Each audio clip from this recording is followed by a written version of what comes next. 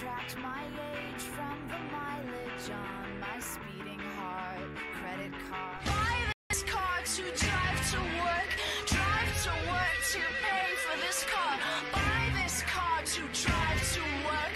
Drive to work. Welcome to the Yellow Brick Road. I am Jordan, and today I'm going to use dumb guy logic to show you why the whole Trump impeachment thing is in fact a witch hunt. But first, please consider donating to Devon's Journey to Recovery. The GoFundMe link is down there in the description box. Click that link, read the story, check out the other donations, and donate some money of your own. Because we don't have free healthcare in this country. Or at least, universal healthcare, to where everyone's taken care of. You know that thing? Because, I don't know, socialism is evil. I think that's why people complain about it. It's evil, so we can't make sure everyone has healthcare and taken care of. So please donate. Devon's Journey to Recovery, GoFundMe link, down there in the description box. Alright.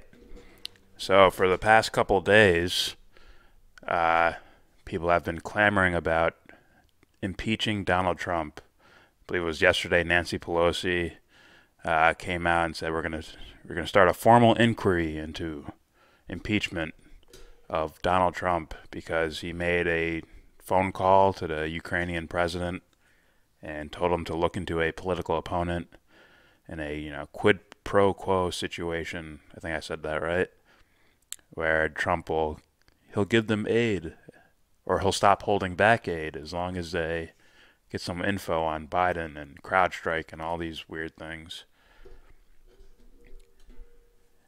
And I could see that as being a real thing. Now, just so you know, I'm not a Trump fan. I'm not a Democrat fan. I'm not a Republican fan. I'm not a fan of any of these politicians because I'd probably do a better job. I'm just going to be real with you. I'd probably do better than all these motherfuckers. But these are the people we're dealing with, and I got to call it like I see it.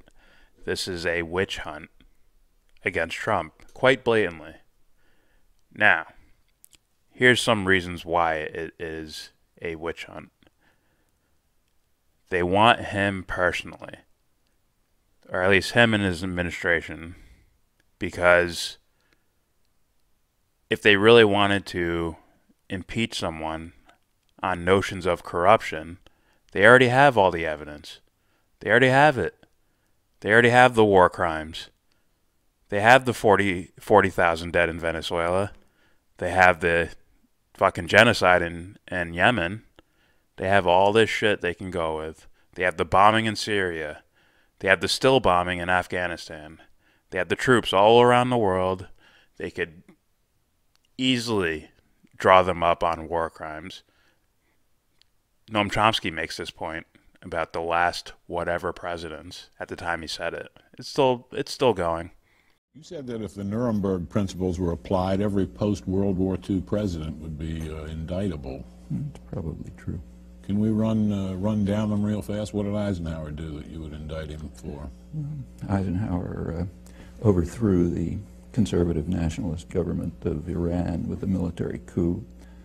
He overthrew the first and last democratic government in Guatemala by military coup and invasion, leading to years of, in Iran it led to 25 years of brutal dictatorship, finally overthrown in '79. In Guatemala it led to massive atrocities which are still continuing. That's after almost 50 years. What about Kennedy? Kennedy was one of the worst. Kennedy, first of all, invaded South Vietnam. During the Eisenhower administration, they had blocked a political settlement in 1954 and instituted a kind of a Latin American style terror state, which had killed maybe 60 or 70,000 people by the end of the Eisenhower period, and had instigated a response, a reaction. Kennedy recognized that it couldn't be controlled internally, so he simply invaded. In 1962, about a third of the bombing missions were carried out by the U.S. Air Force in U.S. planes with South Vietnamese insignia, but U.S. pilot. He authorized napalm. He began the use of chemical weapons to destroy food crops. They began programs which drove millions of people into what amounted to concentration camps. About Johnson? Well, Johnson expanded the war in Indochina to the point where ended up probably leaving 3 or 4 million people dead. He invaded the Dominican Republic to block what looked like a potential democratic revolution there, supported the Israeli occupation in its early stages. Again, we can go around the world. Take, say, Carter. You know, I'll get there, but Nixon's next. Nixon, we don't even have to talk about. We can skip that one, okay? But Ford, then Ford. Well, Ford was only there for a short time, but long enough to endorse the Indonesian invasion of East Timor, which became about as close to genocide as anything in the modern period. They pretended to oppose it, but secretly supported, in fact, not so secretly. The U.S., immediately after the invasion, the U.S. did join the rest of the world in formally condemning it at the Security Council. But Ambassador Moynihan was kind enough to explain to us, in his words, that his instructions were to render the United Nations utterly ineffective in any actions it might take to counter the Indonesian invasion. And he says proudly that he did this with considerable success. His next sentence says, in the next few months, it seems that about 60,000 people were killed. And then he goes off to the next topic. That's the first few months, went on to probably hundreds of thousands. Formally, the U.S. Announced a boycott of weapons, but secretly it increased the supply of weapons, including counterinsurgency equipment, so that the Indonesians could consummate the invasion. That's just a short period in office, but that's indictable. Seriously, in fact, that's a major war crime. Carter?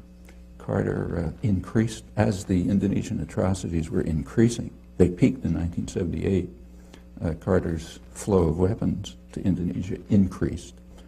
When Congress imposed human rights restrictions, by then there was a human rights movement in Congress, to block the flow of advanced weaponry to Indonesia, Carter arranged through Mondale, vice president, to get Israel to send U.S. Skyhawks to Indonesia to enable Indonesia to complete what turned out to be near genocide, killing maybe a quarter of the population or something. Reagan? I don't think we have to talk about that one either.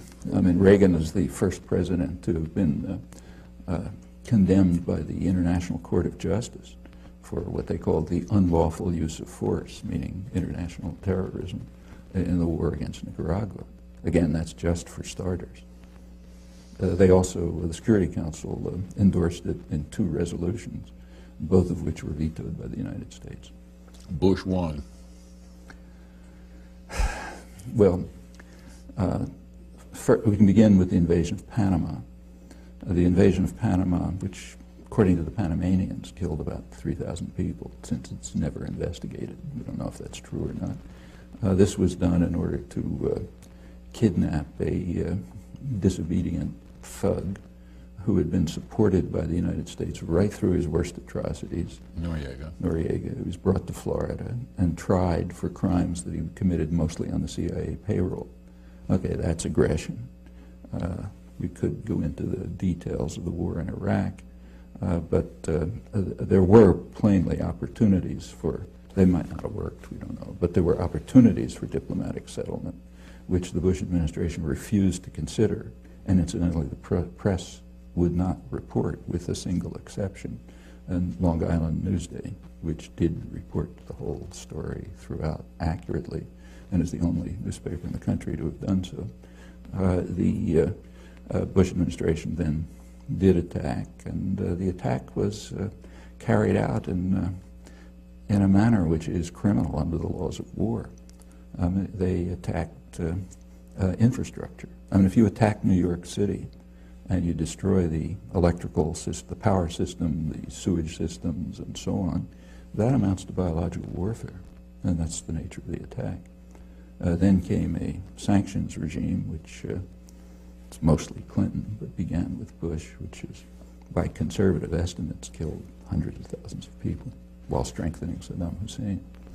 That takes us off to Clinton, which that's the beginning, but that's by no means the end. We can run through it. Well, we can run through that one case suffices. All right. But there are plenty of others. Bush too? Let's go on with Clinton. Okay. And one of Clinton's minor escapades, very minor, was sending a couple of cruise missiles to the Sudan to destroy what they knew to be a pharmaceutical plant. There was no intelligence failure. According to the only estimates we have from the German ambassador and the regional director of Near East Foundation, who does field work in Sudan, both of them estimate several tens of thousands of deaths from one cruise missile attack. It's pretty serious. If somebody did that to us, we'd regard it as bad news. And again, we can continue. In the Middle East, for example, Clinton began by declaring past UN resolutions, in the words of his administration, obsolete and anachronistic. Okay, so we're finished with that. No more international law. Then comes a period called a peace process, except that during the peace process, Israeli settlement, which means settlement paid for by the U.S. taxpayer and supported by U.S. military aid and diplomacy, continually increased. The most extreme year was Clinton's last year, the highest level of settlement, the highest since 1992. Meanwhile, the territories were cantonized, broken up into small regions with infrastructure projects and new settlement. I don't know what you call that, but it's under military occupation. And if anyone else was doing it, we'd call it a war crime. And again, we can continue. Bush too, I don't think we have to discuss. So as you can see, Donald Trump is a war criminal, quite blatantly. And I would say whoever votes up the military budget or whoever, that's kind of tough. That'd be tough. That's something where they shouldn't be there. Because you can have honest intentions and still vote for the military budget. But if you're the commander-in-chief and you're allowing these things to happen, you're a war criminal. Now, the reason why these corporate Democrats, like Adam Schiff you see here on the screen, are not going after Trump for the war crimes is because their buddies would be in trouble as well. That's the thing to impeach him on. Right there. And they can't go into that. Why not? Because down goes Obama, down goes Bush, down goes Clinton, down goes Bush Sr., down goes Reagan, and on it goes. Just like that Noam Chomsky clip. So, they need something to where they won't be in trouble, but they can get Trump out of office. What do? They probably have insiders that spy on him, that look up all his conversations. I mean, I've heard someone say this was the third time that Trump's phone calls have been, like, recorded and written down in a transcript.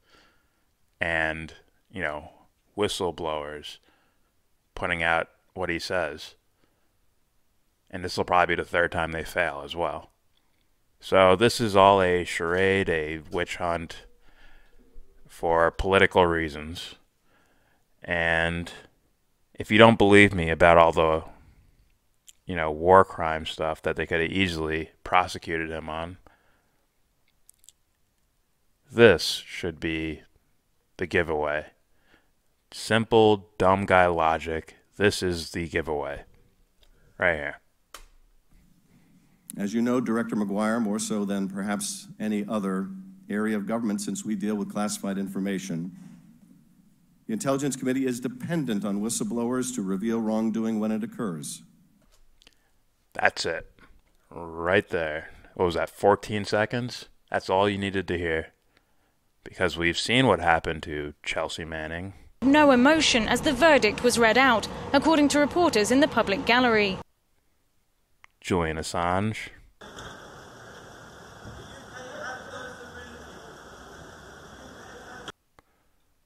John Karaku. After he told ABC News that Abu Zubaydah was tortured, Kiriakou revealed another piece of classified information to a journalist, the identity of a covert CIA operative who was involved in the CIA's rendition, detention, and interrogation program. The government prosecuted Kiriakou for the leak, and in 2013, he accepted a plea deal.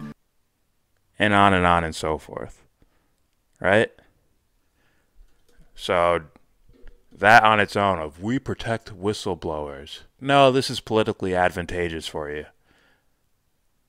That's when you'll step up to protect someone who's exposing crimes happening. And to be real with you, it's gonna be harsh to hear, guys, but we create the conditions for these type of people to exist or to pop up. There's no passion. There's no care for life going on here. That is a distinct possibility with these people. And I would consider that a mental health issue. But, like I said, we allow these conditions to happen. We look at nice suits. Like, oh, nice suits. He has money.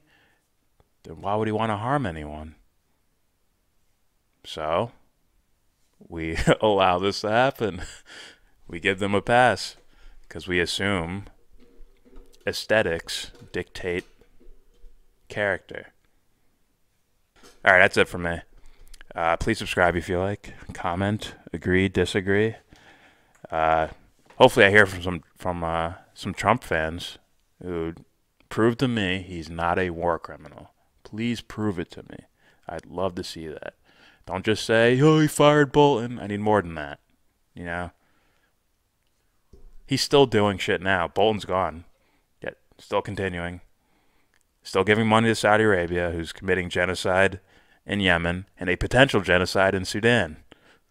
Yep. Potential war with Iran. Don't forget that.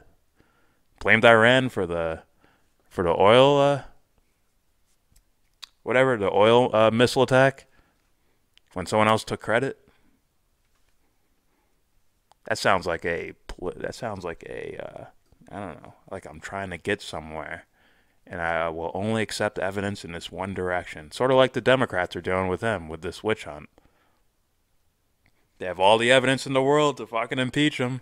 But they can't go there. They have to stay on this one track. Because they're trying to do this one way to impeach him.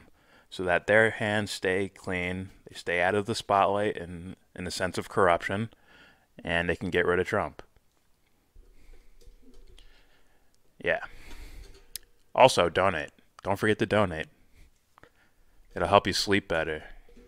Please donate to Devon's Journey to Recovery. The GoFundMe link is down there in the description box. Click that link and donate some money because it helps someone else out. It doesn't help us out. We don't make any money off of this. So please donate. Any amount will help. Devon's Journey to Recovery. GoFundMe link down there in the description box. And with all that said, give this video a thumbs down. Say you wanna get in.